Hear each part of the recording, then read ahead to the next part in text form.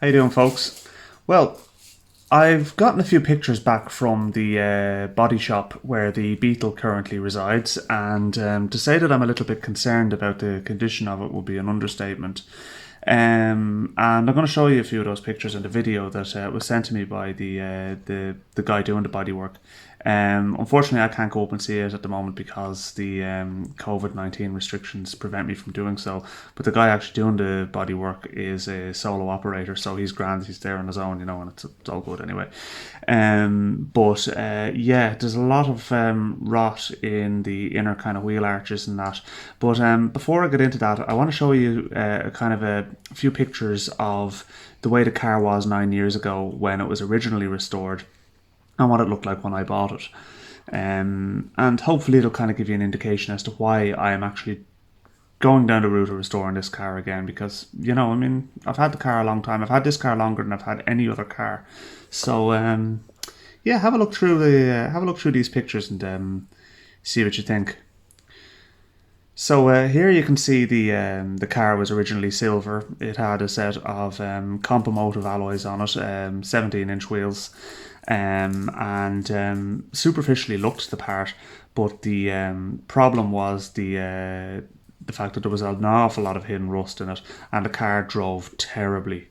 Now, I actually didn't know the extent of the rot in this car until I kind of got it down to the body shop, and I was appalled at the bodges on it and the condition of it. It was dangerous, actually, in fact, and should not have been on the road. But unfortunately, I didn't see a lot of that damage. So, I mean, it was a full body of bare metal restoration that I got at the time. There was, and in amongst that, there was also a custom engine built for it, which was a 1914cc engine.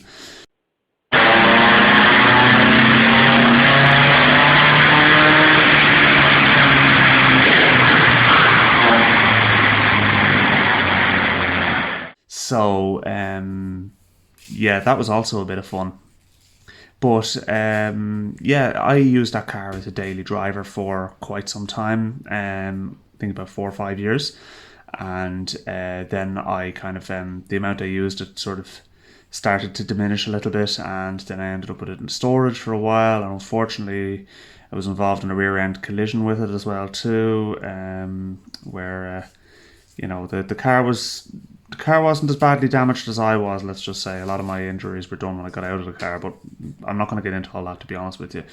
But yeah. So anyway, I kind of my feelings on the car changed a little bit at that point. But I decided, what, now is the time to kind of make or break this car and decide whether or not I'm going to actually do anything with it. So we decided to get it in, get the bodywork restored, and get it back to its former glory, plus, because there's a bit more involved.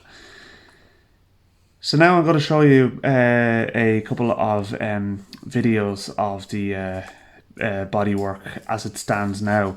Bearing in mind that this car was in daily use, so there was a lot of kind of salt on the roads and stone chips and that as well too that went unaddressed in the inner arches, and the Irish roads and Irish winters took its toll on it over a period of time. Certainly some of the damage can be kind of explained through this. Maybe not all of it. I think there was some of it was just, it wasn't really as well protected as I would have liked at the time. But I mean, I still got a lot of use out of it. So yeah, it's kind of at the point. It's now at the point where we've made the decision to take the body off the chassis again to tackle this properly. There was a few things about the job that was done 9 years ago that I wasn't 100% happy with, which I'm getting rectified now. And I also want to make this car much more comfortable and much more usable, and a car that I really want to drive, just to get into and to go places in. Because to be honest with you, as it is at the moment, it's uncomfortable, and it's quick. It's a quick enough car, but I also feel that the engine was holding out on me a little bit. So I got some work done on the engine. I've got new seats for it. I've got a brake servo, and I'm going to fit an auxiliary heater for it to make it usable in the winter. So yeah, there's a lot of that kind of stuff that's going to be done. I'll be fully overhauling the brakes, gear shift linkage, the suspension has poly bushes all around, but I'll be inspecting all of those components and replacing any as necessary.